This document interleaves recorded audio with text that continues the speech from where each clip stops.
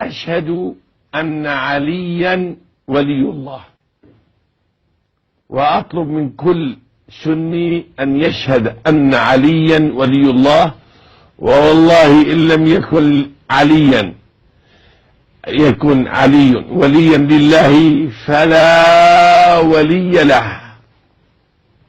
علي ولي وسادة من سادات الأولياء لله. سألني عن علي ماذا أقول؟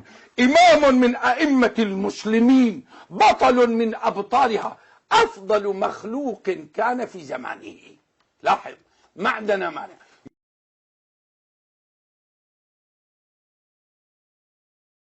أئمة الشيعة العظام اللي هم يقولون أئمتنا، نعم، ونحن نراهم والله أئمتنا، ونرى وجوب اتباعهم.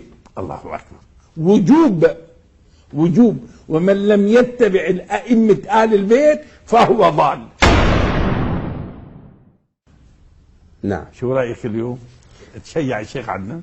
لا، ما في تشيع. يعني أنا أود برضو ألا أخرج عن سؤالي. أنا اليوم أنت برضو مبتسم، واليوم كما حدث في هذه الأشياء نعم حدث فيه المقتل.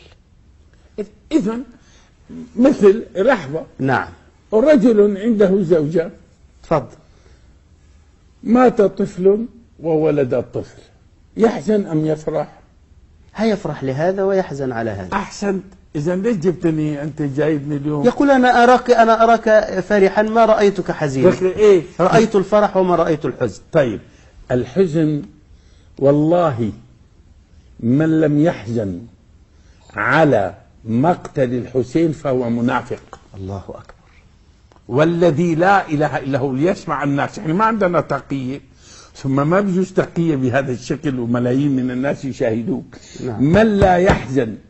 من لا يحزن على الحسين مقتله فهو ضال، ومن رضي بمقتله فهو فاسق وقد يكون كافرا. أعد العبارة. لا تورطني انت. لا أنا اليوم يعني في تسجيل علي. أيوة في تسجيل صوت وصورة. معناها مشكلة. اتفضل. من لم يحزن، ما نقول من يفرح، لا، من لم يحزن على، سأبين الأمر الثاني، من لم يحزن على مقتل الحسين فهو ضال فاجر. أما من فرح فهم إما أن يكون منافقا وقد يحكم عليه بالكفر. الذي يفرح في مقتل الحسين، الذي يفرح لمقتل الحسين. لا، هذا رأي الشيخ عدنان ولا هذا رأي أهل السنة؟ هذا رأي الشريعة. كيف يفرح الإنسان بمقتل حبيب من أحباب رسول الله صلى الله عليه وسلم؟ كيف يفرح الإنسان بمقتل السيد من سادات المسلمين رضي الله تعالى عنه؟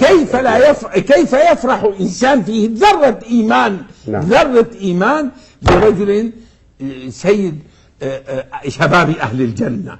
إذا لماذا لا تجعلون الناس تحزن؟ لماذا لا تخبرون الناس بهذا؟ نخبر الناس